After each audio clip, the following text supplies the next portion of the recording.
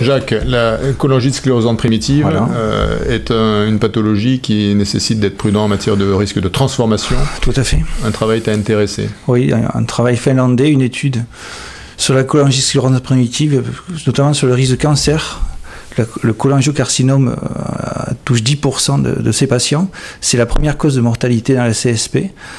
Et on manque cruellement de facteurs prédictifs parce que souvent on fait ce diagnostic un peu tard malgré l'imagerie qu'on renouvelle. Ils ont eu l'idée de mesurer la concentration biliaire en interleukine 8. Pourquoi l'interleukine 8? Parce qu'elle est sécrétée par les polynucléaires neutrophiles et aussi les cholangiocytes. Ils ont suivi 494 patients sur 6 ans. Alors c'est une grosse étude parce qu'ils ont fait des aspirations biliaires par cathéter à ballonnet et des cytologies de brossage. Et ils ont trouvé chez 35 patients donc des dysplasies ou des cholangiocarcinomes sur le suivi. Et ils ont pu montrer une corrélation, sans donner de conclusion encore, mais en tout cas une corrélation entre le risque de survenue d'une néoplasie biliaire et l'augmentation de la concentration biliaire en interleukine 8.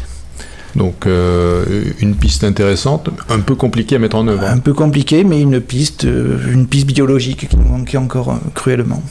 Et on peut rappeler en même temps d'ailleurs que lorsque le diagnostic de CSP est fait, celui de cholangiocarcinome est majoritairement fait dans la première année qui suit le diagnostic. Merci Jacques. Merci.